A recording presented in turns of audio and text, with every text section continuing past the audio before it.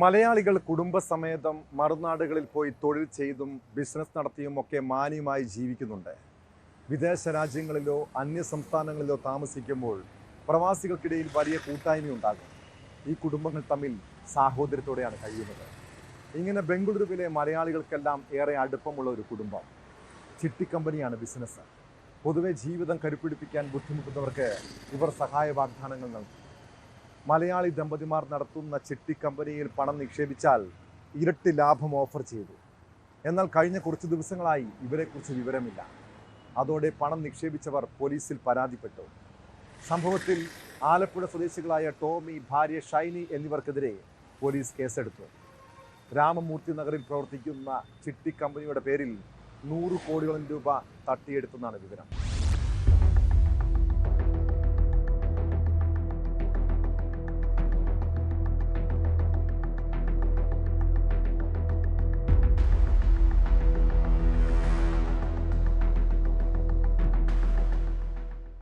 ബംഗളൂരു രാമമൂർത്തി നഗറിൽ A&A chit fund and finance നടത്തിവന്ന ആലപ്പുഴ രാമങ്കര സ്വദേശി ടോമി, ഭാര്യ ഷൈനി എന്നിവർക്കെതിരെയാണ് രാമമൂർത്തി നഗർ പോലീസ് കേസെടുത്തത്.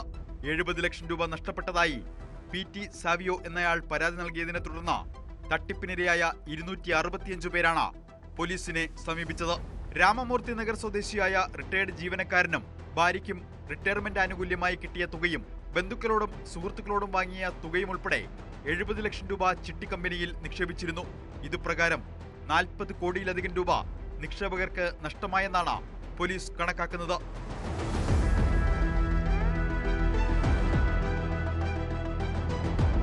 കൂടുതൽ പേർ പരാതിയുമായി മുന്നോട്ട് വരാനും സാധ്യതയുണ്ട്.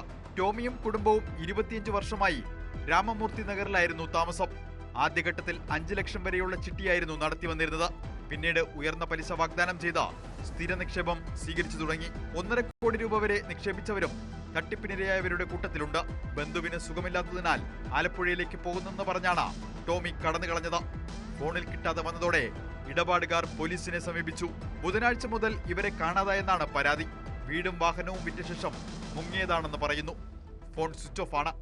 കമ്പനിയുടെ ഓഫീസിൽ ഏതാനും ജീവനക്കാരുണ്ടെങ്കിലും അവർക്ക് ഇവരെപ്പറ്റി വിവരമില്ല.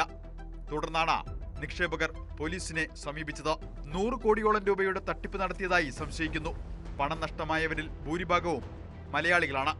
മലയാളി സംഘടനകളുമായി ബന്ധപ്പെട്ട അവരുടെ വിശ്വാസം നേടിയെടുത്തതിനാലാണ് ചിട്ടിയിലും നിക്ഷേപ പദ്ധതികളിലും ഇത്രയധികം നിക്ഷേപമുണ്ടായത്.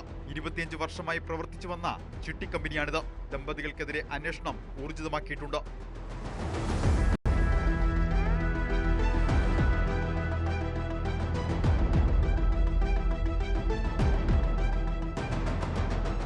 ന്യൂസ് 18 ബംഗളൂരു.